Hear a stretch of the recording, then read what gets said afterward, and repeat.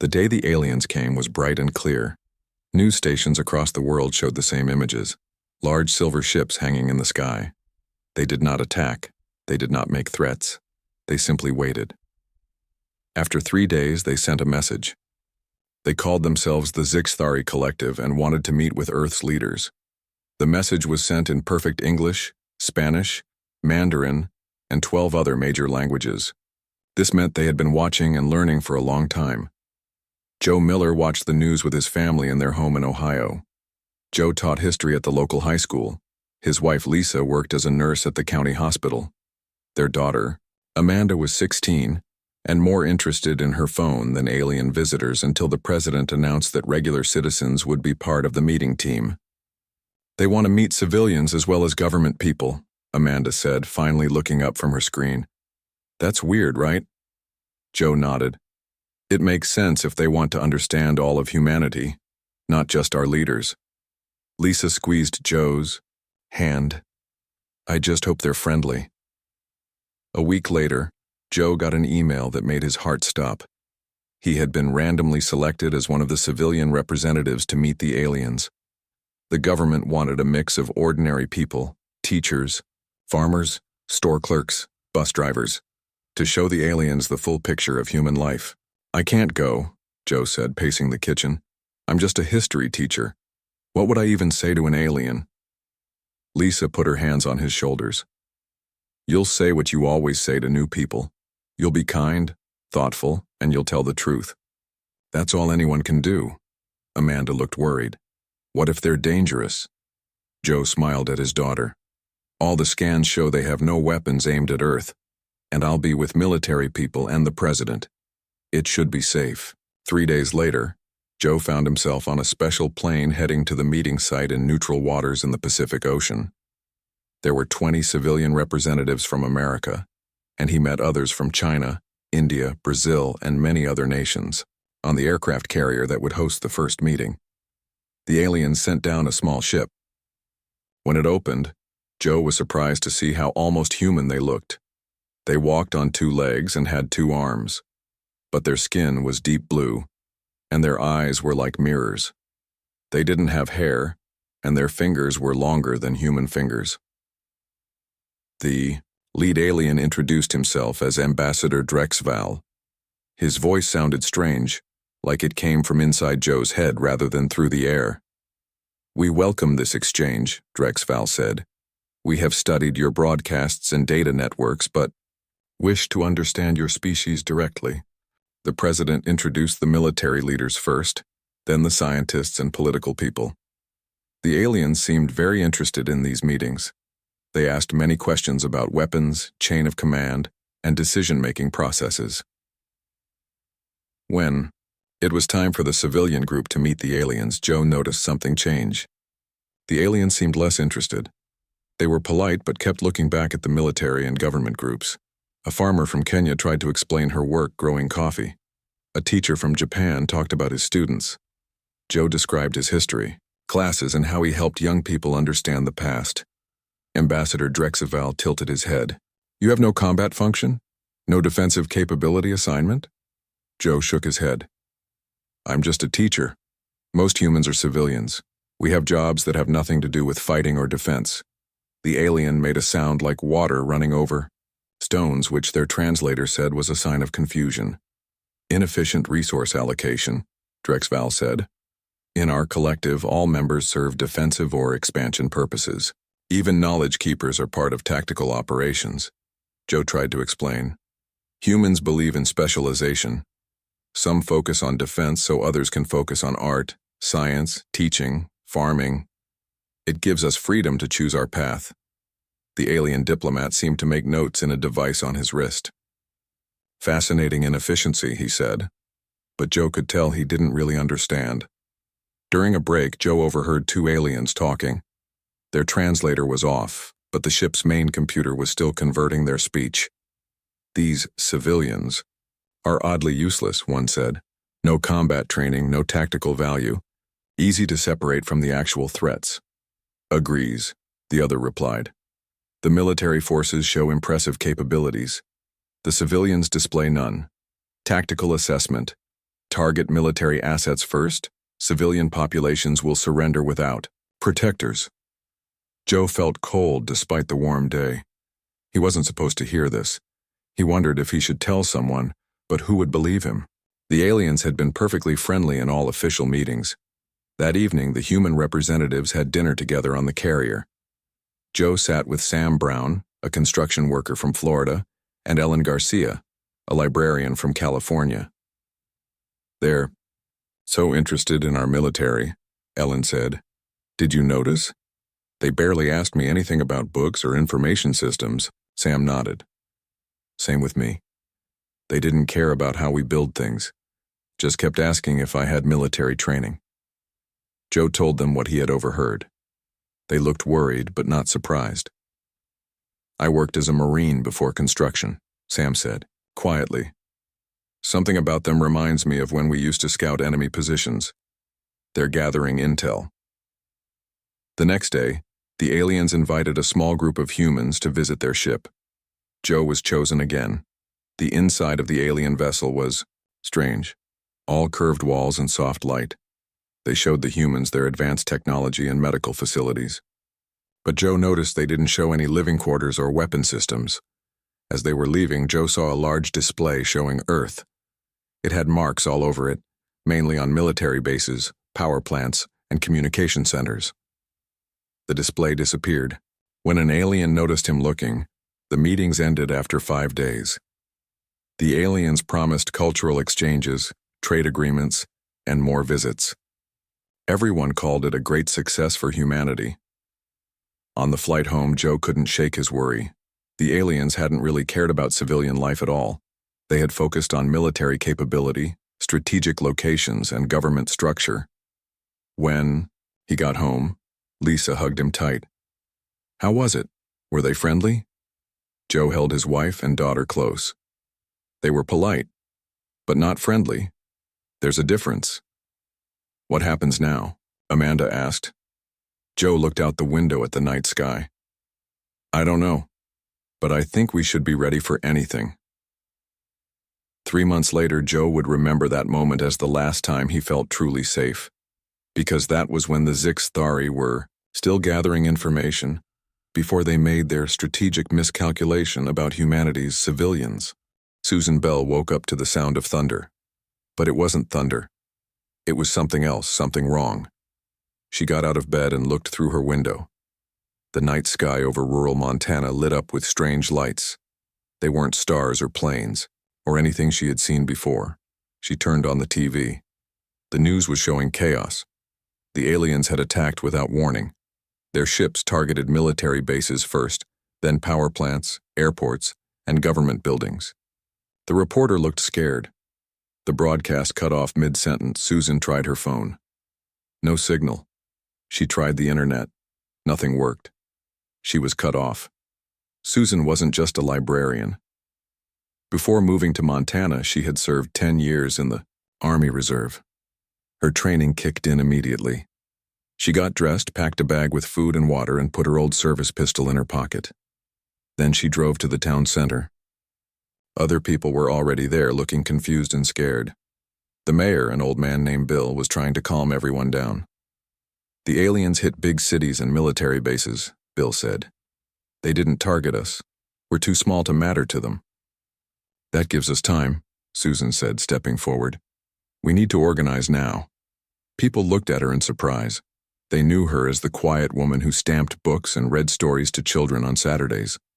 They didn't know about her military past. "We need to take inventory of all food, medicine, and weapons," Susan said. "We need to set up watches and safe houses. And we need to find ways to communicate without phones or internet." A man named Pete, who ran the local hardware store, nodded. "I have CB radios in my shop. Old school, but they might work." A farmer named Kate spoke up. "I have extra food and my barn can hide people if needed." By morning, the small town had organized itself into a functioning unit. People took on jobs based on what they knew. Hunters became scouts.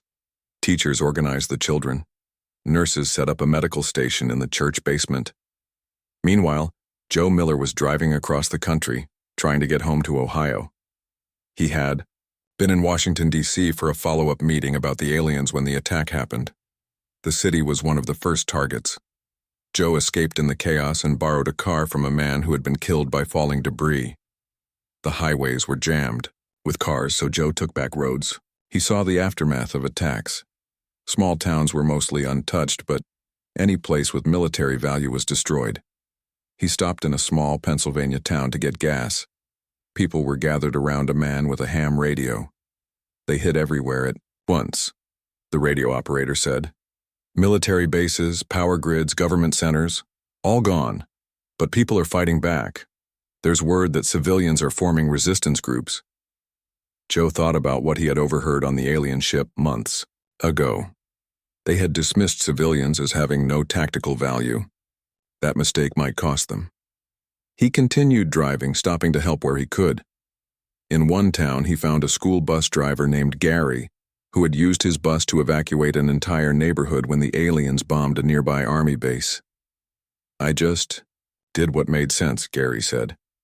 Those kids needed to get out, so I got them out. Now I'm running supplies between towns. In another place, Joe met Linda, a construction worker who was using heavy machinery to clear roads and rescue trapped people. I know how to run a bulldozer, she said simply. People need help, so I help. Joe also met Ron, a chef who had turned his restaurant into a community kitchen and first aid station. I can feed people, Ron said. That's what I know. So that's how I fight. As Joe traveled, he saw this pattern everywhere. Regular people using everyday skills to resist and survive. Teachers organizing communities. Farmers sharing food. Mechanics fixing vehicles needed for transport. Hunters and hikers forming scout teams. In space, aboard the main Zixthari command ship, Ambassador Drexval, now military commander Drexval, reviewed the invasion data. The tactical computers showed 89% of Earth's military assets were destroyed. All major government centers were under alien control. Victory should be complete, but the reports from ground forces told a different story.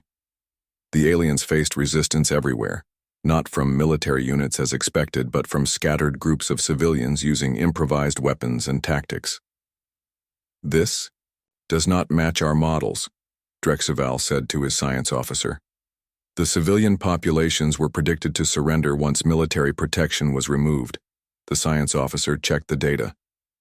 Our analysis showed civilians had no combat function, yet they are displaying organized resistance patterns. Show me examples, Drexval ordered. The screen displayed images from around Earth. A school teacher leading an ambush on an alien patrol. A nurse treating wounded humans in a hidden bunker. A farmer using knowledge of the land to hide resistance. Fighters. A bus driver running a supply line between resistance cells. These are the same useless civilians we met during the diplomatic mission, Drexval said. How can they fight? They had no military designation. Unknown, the science officer replied. We may have misunderstood some fundamental aspect of human society. After weeks of travel, Joe finally reached his home in Ohio. Much of the town was damaged from a strike on a nearby Air Force base, but his neighborhood still stood. He found his house empty, but intact. On the kitchen table was a note from Lisa. Gone to the community center. They need medical help. Amanda is with me. Come find us if you see this. We love you. Joe went to the community center immediately. It had been turned into a makeshift hospital and organizing point for the local resistance. When he walked in, he couldn't believe what he saw. Lisa, who had always hated even the sight of blood in movies, was treating wounded people with calm efficiency. She had organized the space into sections, triage, treatment, recovery, and was directing other civilians with medical knowledge. Amanda was helping too, running messages and supplies between sections. When she saw her father, she ran to him and hugged him tight. Dad, you made it, she cried. Lisa looked up from a patient and her face filled with joy. She finished bandaging a wound, then rushed to embrace him. I knew you'd make it back, she said. We've been so busy here. The aliens hit hard, but people are fighting back. Joe looked around at the organized chaos of the center. I can see that. You've done amazing work here. Lisa's face grew serious. The aliens underestimated us. They thought without the military we would just give up. They were wrong. Joe remembered what he had overheard on the alien ship. They didn't understand what civilians really are. A man with a bandaged arm overheard them. What do you mean? Joe looked at the room full of ordinary people doing extraordinary things. They thought civilian meant harmless. They're learning the hard way that on Earth there's no such thing as a harmless human. Outside, an explosion lit up the night sky as another alien patrol found out exactly what the Zixthari strategic computers had failed to predict, that Earth's civilian population wasn't defenseless without its military. They were the defense, merely awakened from their peaceful sleep. 1 month after the invasion, the aliens controlled most major cities. They set up processing centers to sort humans based on their usefulness. Military personnel were held in special prison camps. Government workers were kept under close watch. But the aliens struggled to understand everyone else. Frank Cooper stood in the woods behind an old barn. Before the aliens came, he was an accountant who worked in a small office. His days were filled with numbers and paperwork. On weekends, he enjoyed target shooting as a hobby. He had never shot at anything living. Now he was teaching 20 people how to use rifles and handguns. Remember, breathe out slowly as you pull the trigger, Frank said to a woman who had been a school bus driver. Take your time. Make each shot. Count. The woman nodded and fired. The shot hit near the center of the target. Good, Frank said. Again, in a nearby town, Diane Wright mixed chemicals in what used to be her high school science lab. As a chemistry teacher, she had taught students about reactions and compounds. Now she used that knowledge to make explosives. This will detonate about 10 seconds after you pull this pin, she explained to a group of former students. Throw it and get to cover immediately. None of this felt real to Diane. 3 months ago, she was grading papers and planning lessons. Now she was making weapons to fight aliens. Carlos Mendez crawled through a narrow pipe. Before the invasion, he had been a plumber. He knew the water and sewer systems of his city better than anyone. Now he used that knowledge to sneak past alien patrols and sabotage their water purification systems. The aliens used water differently than humans. They added chemicals that made it better for them but poisonous to humans. Carlos reversed this process whenever he could, making the aliens sick without them understanding why.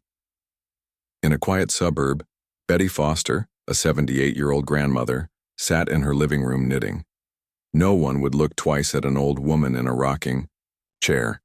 This made her house the perfect place for resistance meetings. The aliens patrol the east side of town every 6 hours, said a young man who used to deliver mail. There's a gap in their coverage between 2 and 3 a.m. Betty nodded and kept knitting while memorizing every detail. Later, she would pass this information to other resistance groups. The aliens never suspected her. To them, she was just another useless civilian too old to be a threat. At the community center in Ohio, Joe Miller helped organize communication between resistance groups. His knowledge of history, particularly how people fought against stronger enemies in the past, proved valuable. Lisa had transformed their basement into a medical clinic. She treated humans and even a few captured alien soldiers. She learned about alien biology through trial and error, saving lives with knowledge she never imagined having to use. Their daughter Amanda showed a surprising talent for understanding alien technology. She figured out how to use captured alien devices and even how to jam some of their communications. It's like a puzzle, she explained to her father. Their language has patterns. Once you see the patterns, you can predict what comes next. One night, resistance fighters brought in a captured alien officer. They kept him blindfolded and tied up in a secure room.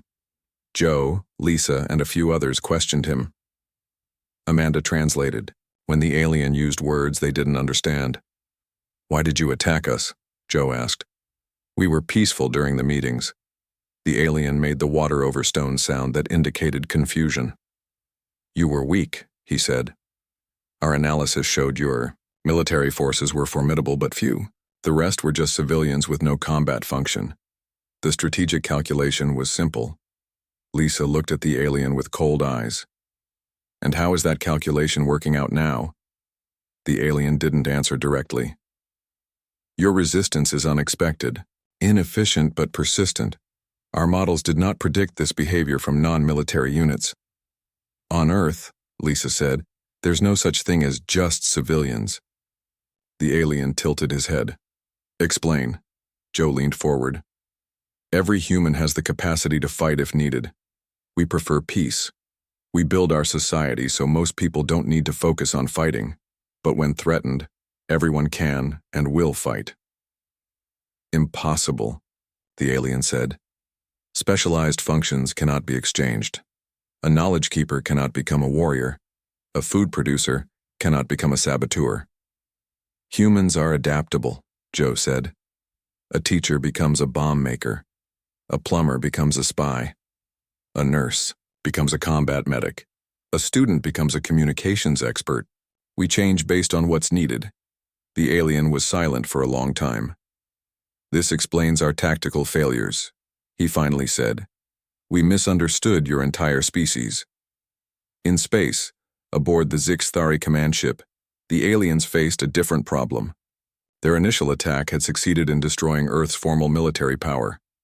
But now, 3 months later, they were losing ground. Another supply ship destroyed, reported an officer. Small attacks hit multiple outposts. We lost contact with 3 processing centers. Military Commander Drexelval reviewed the data with growing concern. How are they organizing without central command? How do they coordinate without standard communications? Unknown, replied his science officer. They use methods we cannot track. Low technology, person-to-person messages, improvised codes. Their patterns are too random for our algorithms to predict. Show me who leads them, Drexval ordered. The screens displayed images from around the world. A farmer leading an ambush in China, a taxi driver directing operations in Brazil, a teacher coordinating resistance in Germany, a nurse planning supply routes in Australia. These are all civilians, Drexval said in frustration. Where are their military leaders? The pattern suggests all humans have military capacity, the science officer said. Our original assessment was flawed. Drexval stared at the images. Search their historical records. Find out how this is possible. On Earth, resistance groups grew stronger each day. They learned alien weaknesses. They developed new tactics. They shared information through old technologies the aliens couldn't easily monitor. Ham radios, paper notes, verbal messages passed person to person. At a meeting of regional resistance leaders, Joe shared what he learned from the captured alien. They attacked us because they thought civilians couldn't fight, he explained to the group gathered in Betty Foster's living room. They expected us to surrender once our military was defeated. Sam Brown, the construction worker Joe had met during his journey home, laughed bitterly. They don't understand humans very well, do they? No, Joe agreed. And that's our advantage. They expect us to fight like soldiers, with clear chains of command and standard tactics. But we're not fighting like soldiers, said Susan Bell, who had traveled east to coordinate with other groups. We're fighting like humans. Everyone nodded. Each person in the room had been a civilian before the invasion. A librarian, a teacher, a construction worker, a chef, a bus driver, a student. Now they were warriors, not because they had been trained for it, but because they chose to be. As they planned their next moves, none of them knew that aboard the alien command ship, Drexelval was coming to a chilling conclusion. The science officer had found historical records showing how humans had fought wars throughout their history. He discovered patterns of civilian populations rising up against professional armies. He saw how humans adapted peacetime skills for warfare. Their civilian designation isn't an indication of combat inability, Drexval realized with growing horror. It's simply a dormant state. Looking at the screens showing resistance activities across Earth, he finally understood what they were facing. Not just organized military units, but an entire species with warfare encoded in their very nature. 6 months after the invasion, the aliens no longer talked about quick victory. Every day they lost ground. Every day their numbers grew smaller. The humans they had dismissed as just civilians had become their worst nightmare. In Seattle, Doc, Workers used their knowledge of ships and harbors to disrupt alien supply chains. They sank alien vessels, stole cargo, and freed human prisoners. Jake Powell, who had loaded cargo ships for 20 years, now led raids on alien warehouses. They store their weapons on the right side of each building, Jake told his team. Their food supplies are always in the center. Hit the food first, then grab what weapons you can. Before the invasion, Jake had never fought anyone. Now he led 30 people and planned operations that military generals would respect. In the Appalachian Mountains, coal miners used their knowledge of explosives and underground tunnels. They moved unseen through the hills, appearing to attack alien outposts before disappearing into hidden mine shafts. Mary Daniels had worked in the mines for 15 years. Now she used that experience to create a network of hidden bases connected by old mining tunnels. The aliens can't track us underground, she explained to new resistance members. And they don't understand how humans can work in such tight, dark spaces for so long. In Kansas, farmers used their tractors and harvesting machines as weapons. They knew every inch of their land, which fields could support the weight of alien vehicles and which would trap them in mud. They used crop dusting planes to drop homemade bombs. Eric Johnson had grown corn and wheat his whole life. He never imagined using his farming skills for war, but now he taught others how to turn fertilizer into explosives and pesticide sprayers into flamethrowers. Farmers understand patience, Eric said. We know how to wait for the right moment to act. The aliens don't have that patience. In the cities, the resistance moved through subway tunnels and sewer systems. They used graffiti as secret messages. They turned office buildings into ambush sites. Every skill from civilian life found new purpose in the fight. Joe Miller had become an important coordinator between resistance groups. His knowledge of historical insurgencies helped develop strategies the aliens couldn't predict. He traveled between safe houses, sharing information and organizing joint operations. At a meeting in what used to be a high school gym, resistance leaders from 3 states gathered to plan a major attack. The aliens are moving a large shipment of weapons through this area next week, Joe explained, pointing to a map. If we can capture those weapons, we can arm 5 more resistance cells. Susan Bell, who had established a training program for new fighters, studied the map. Their route takes them through this valley. Perfect place for an ambush. Frank Cooper, now in charge of weapons training for the eastern region, nodded. My people can hit them from the ridges on both sides. We'll need explosives to stop the lead and rear vehicles. Diane Wright, whose homemade bombs had destroyed dozens of alien patrols, smiled. Already prepared, just tell me where to place them. Carlos Mendez had expanded his operations from water systems to all alien infrastructure. I can disable their communications before the attack. They won't be able to call for help. Joe looked around the room at these former civilians, a librarian, an accountant, a chemistry teacher, a plumber, now planning a military operation with professional skill. Remember, he said, they expect us to fight like soldiers, but we're fighting like humans. We use what we know. We adapt. We surprise them. Everyone nodded. They had all learned this lesson over the past 6 months. Human creativity and adaptability were more powerful than alien technology and training. After the meeting, Susan stayed to talk with Joe. I heard you captured another alien officer last week. Did you learn anything useful? Joe nodded. They're confused. Their whole military structure is based on clear roles and fixed hierarchies. They can't understand how we organize without those things. They still think we're just civilians playing at being soldiers, Susan said. That's changing, Joe replied. They're starting to realize what they're really fighting, and it scares them. Aboard the alien command ship, Military Commander Drexval faced a crisis. The Zixthari High Command demanded answers for the failing occupation of Earth. Our losses increase daily, reported an officer. Human resistance grows stronger despite our superior technology and training. Drexval had spent months studying human history and behavior. What he found disturbed him deeply. We fundamentally misunderstood the species, he told his officers. Our initial assessment classified most humans as non-combatants based on their daily functions. This was a catastrophic error. He displayed images on the main screen. A teacher, instructing fighters on tactics, a chef coordinating food distribution to resistance cells, a bus driver running rescue operations, a student hacking alien communications. Humans don't separate combat capability from other functions, Drexval explained. Any human can become a warrior when needed. Their civilian status is temporary, not permanent. Impossible, said one officer. Specialized functions cannot be exchanged. For us, yes, Drexval agreed. But humans evolved differently. Their survival required adaptability rather than fixed specialization. He showed more images, historical records of civilian populations resisting professional armies, ordinary people creating weapons from everyday tools, communities organizing against overwhelming odds. This isn't new behavior, Drexval said. It's deeply encoded in their species. We just failed to recognize it.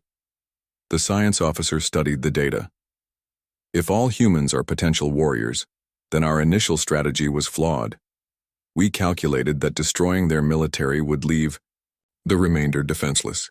Instead, Drexval said, we merely awakened 7 billion sleeping warriors. Back on Earth, Joe returned to the community center where his family worked. Lisa had trained dozens of other nurses and civilians with no medical background to treat injuries. Her makeshift hospital saved hundreds of lives. Amanda had formed a team of teenagers who intercepted and decoded alien communications. They warned resistance groups about alien movements and plans. Dad, Amanda said when Joe arrived, we caught a new transmission. The aliens are pulling back from smaller cities.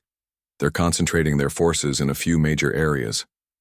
Joe studied the information. They're changing strategy. They know they can't control the whole planet. Lisa joined them, looking tired but determined. Does this mean we're winning? It means they're finally understanding what they're fighting against, Joe said. They thought they were facing disorganized civilians who would give up without military protection. Now they know better. That night, Joe couldn't sleep. He stood outside looking at the stars, thinking about how everything had changed. 6 months ago, he had been a history teacher worried about grading papers. Now he helped lead a resistance against alien invaders, a resistance made up almost entirely of former civilians. The aliens had made one critical mistake. They had judged humanity by its divisions: military and civilian, soldier and citizen. They failed to see that these were just roles humans played in peaceful times. When threatened, those distinctions disappeared. In the alien command ship, Drexval came to the same conclusion as he watched the resistance grow stronger each day. The report he prepared for the High Command contained a warning that would change how the Zixthari viewed humans forever. Their civilian designation isn't an indication of combat inability. It's simply a dormant state. When threatened, all humans become warriors. We didn't invade a planet with a small military force. We invaded a planet of 7 billion potential soldiers. 1 year after the invasion, things had changed. The aliens pulled back from most of Earth, keeping only a few strongholds in major cities. They no longer tried to control the planet. They just wanted to survive long enough to leave. In the great hall of the Conclave of Worlds far from Earth, Ambassador Drexval stood before the leaders of 20 alien civilizations. His blue skin was now scarred from assassination attempts. His reflective eyes had dulled from stress. He had returned to his diplomatic role after the military failure, tasked with explaining what had happened. Esteemed members of the Conclave, Drexval began, I come to report on the Earth campaign and to issue a formal warning about the species known as humans. The alien leaders shifted in their seats. News of the failed invasion had spread through the galaxy. The once proud Zixthari collective was now weakened and shamed. Our initial assessment of the planet indicated a specialized society with clear divisions, Drexval continued. Most critically, we identified only a small percentage of the population as having military function. The rest we classified as civilians, non-combatants with no tactical value. He activated a display showing Earth cities and human activities. Before the invasion, people shopping, working in offices, teaching in schools, farming, building, creating art. Based on this assessment, our strategy targeted military assets and government centers. We predicted that without these protective structures, the civilian population would surrender. Drexval paused, his voice growing heavy. We were catastrophically wrong. He showed new images: resistance fighters attacking alien outposts, makeshift hospitals treating wounded, weapons built from everyday tools, communication networks created from old technology. What we failed to understand is that humans do not divide combat capability from other functions as we do. The distinction between military and civilian is temporary, not permanent. When threatened, any human can become a warrior, the conclave members murmured among themselves. This concept was foreign to most of them. In their societies, roles were fixed from birth or early development.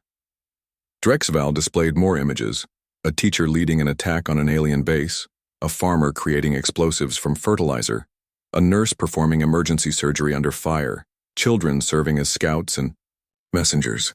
A graphics designer created materials that confused our forces. A tour guide used knowledge of city tunnels to enable ambushes. Elderly humans served as intelligence gatherers because we ignored them as threats. Children passed messages because we didn't monitor them. An elder leader from a crystal-based species spoke.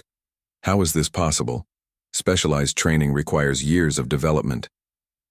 Humans are different, Drexval explained. Their evolution favored adaptability over specialization. Any human can learn new skills quickly when survival demands it. What we saw as separate categories, military and civilian, were actually just different states of the same being. He showed a final set of images: alien forces retreating, human resistance growing stronger, Earth gradually reclaiming its freedom. We didn't invade a planet with a small military force protected by a non-combatant population, Drexval concluded. We invaded a planet where every individual was a potential warrior merely waiting to be awakened. The conclave chamber fell silent as the implications became clear. Earth would not be an easy conquest for any species. Back on Earth, Joe and Lisa Miller helped rebuild their community. The alien occupation had changed everything, but humans were good at adapting. That's what had saved them. Their basement, once a makeshift hospital, was becoming a school again. Lisa taught basic medical skills to everyone who wanted to learn. The knowledge that had been pressed into service during war now served peace. You never know when you might need to help someone, she told her students. These skills saved lives during the invasion. They can save lives in peaceful times too. Joe used his experience organizing resistance to help coordinate rebuilding efforts. Communities shared resources and knowledge just as they had during the fighting. We're stronger together, Joe often said at town meetings. We proved that during the war. Let's not forget it during peace. Amanda had been selected to join a special group of young people who studied captured alien technology. Her ability to understand alien communications had helped the resistance. Now it helped humans learn from the advanced science the aliens left behind. It's still just patterns, she explained to her father when he asked how she understood such complex technology. You find the patterns, then you can understand what they were trying to do. One morning, Joe heard news that made his heart race. Alien ships had been detected approaching Earth. But these were different from the Sci-Fi vessels. They moved slowly and made no aggressive actions. World leaders, advised by veterans of the resistance, prepared for another possible fight. But the new aliens sent a clear message of peace. They requested a meeting with human representatives. Joe was surprised to receive another invitation to join a civilian delegation. Despite everything that had happened, despite proving the value of ordinary people, the world still kept the distinction between military and civilian. Should I go? He asked Lisa, as they sat in their kitchen, so similar to the scene a year earlier, when the first aliens had arrived. Of course, she said. They need to meet real people, not just soldiers and politicians. That's more important now than ever. The meeting took place on a neutral ship orbiting Earth. The new aliens looked nothing like the Sci-Fi. They were small, with forearms and skin that changed colors as they spoke. Their leader, who called himself Speaker, addressed the human delegation.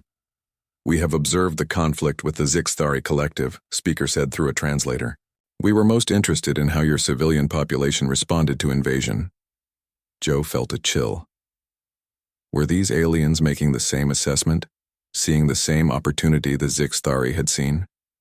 In our society, speaker continued, we also maintain separate functions between warriors and non-warriors, but the Zixthari failure has caused us to question this approach. A military general from Earth's delegation spoke. If you're here to assess our weaknesses, you should know we remain ready to fight. Speaker's skin rippled with blues and greens. Not at all. We are here to learn, and possibly to ally. A species that can transform its entire population into an effective defense force has much to teach others. After the formal meeting, Speaker approached Joe privately. You were present during both first contacts, Speaker noted. A civilian, who became a resistance leader and returned to civilian life.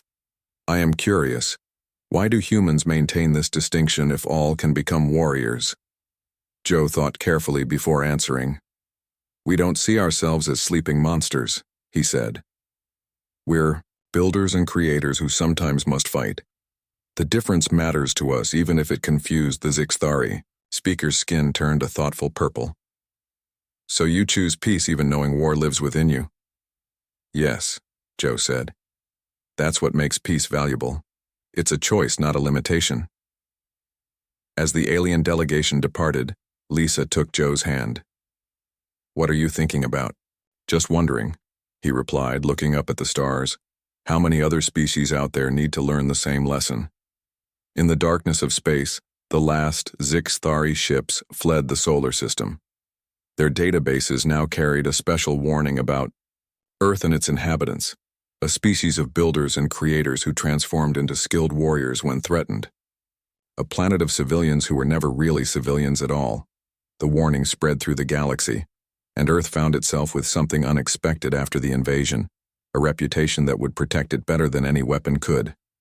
The reputation of a planet where even the most ordinary person could become extraordinary when needed, where teachers became tacticians, nurses became combat medics, farmers became explosives experts, and history was made by those who had only studied it before. Planet where civilians were sleeping monsters, waiting to awaken.